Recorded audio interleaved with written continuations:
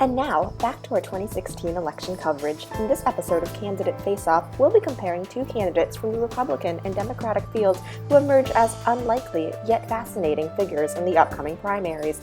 That's right, our team is taking on Bernie Sanders and Donald Trump.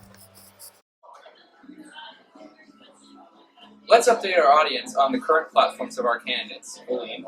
So Trump is interesting because while he has garnered significant publicity, his website only lists 3 actual policy platforms, which are on immigration reform, which he has made headlines for being very hardline on. One of the highlights of his plan includes a wall between Texas and the Mexican border, which would be entirely paid for by Mexico. He is also a fervent supporter of Second Amendment rights and supports simplifying the tax code and including more cuts to middle-class families. I think the fact that he has 3 kind of policy positions is a bit disconcerting at this point in the election. The fact that you can count them on one hand, even if you only had 3 fingers, is shocking a little. I think that the fact that he's such a serious candidate at this point is a little alarming. I agree, especially considering the fact that Sanders, in contrast, has a much more comprehensive listing of his policy positions on his website. Sanders has also focused his campaign on reform, touting issues of wealth inequality and college tuition debt for students, which has garnered a lot of headlines for him as well. His campaign has seen a lot more focus on social issues, especially LGBT rights, support of the hashtag Black Lives Matter movement, and decreasing police brutality, racial justice, which is something that we haven't seen a lot of discussion from, especially from the Republican primary field. And even Hillary Clinton has had some issues when talking about those things. It's finance time. Trump has been self-funding, while on the other hand, Sanders has either been receiving small donations from individuals or interest groups. Very interesting how financially these candidates are both relatively independent of the super PAC establishment. Trump himself said that he actually just has super PACs himself, that he wants to see big money, get out of politics, but being a businessman, he can actually afford to finance his own campaign. So they're both coming from very different perspectives. Right now, Sanders versus Trump. Sanders would be getting 53% of the vote, while Trump would get 44%. We'll turn over to our lovely analyst and Spencer now. One important issue in the upcoming election is immigration. Do you think either one of the candidates' view on immigration will become more moderate? The ways that elections traditionally work. In the primary, of course, you're going to want to, distinguish yourself, espouse views that are a little bit more radical, go a little more right or left than you normally would. But, when it comes to the general elections, you really want to appeal more to your centrist base, those moderates, to be able to sway those undecided voters. So I really, I'm not really sure how, let's say, Trump, for example, is going to be able to continue this very radical, tough on immigration stance that he's got, especially when we consider the influence of the Latino voting bloc that it's had in the past couple of elections. I just don't see how it's feasible for Trump to continue espousing such radical views.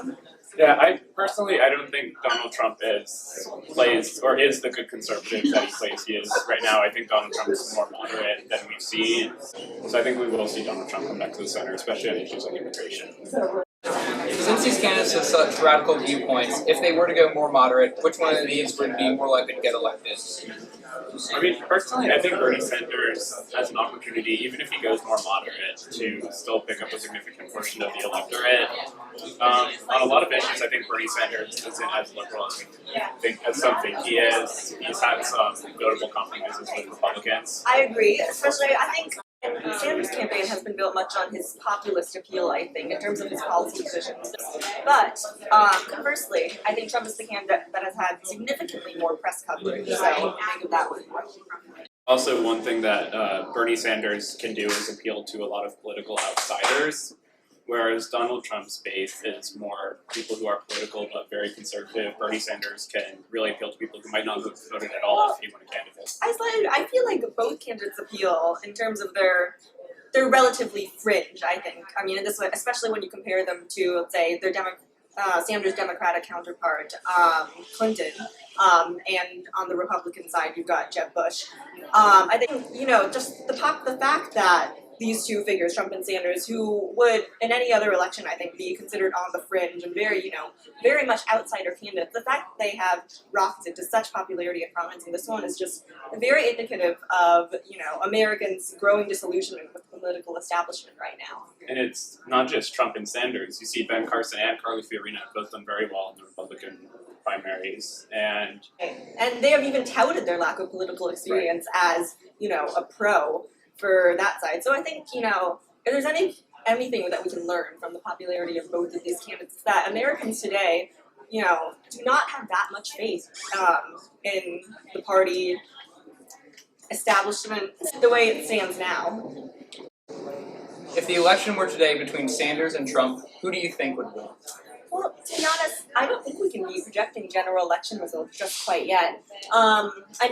Traditionally in the Republican field, I think the past couple of months have seen Trump emerging as kind of the front runner, but I really don't believe that we can make a judgment on who the GOP front runner is as of right now. The last week, I think we've seen Ben Carson surging in the polls due to some more publicity, and I just think that really goes to show how mutable the position of, GOP frontrunner really is, and we just right now we're almost exactly a year away from the general election, and I think it's been shown that statistically polls have almost no value at this point. So we'll see what happens. Well, all right. After the break, we'll see if there's a connection between Taco Bell and obesity. The statistics may shock you.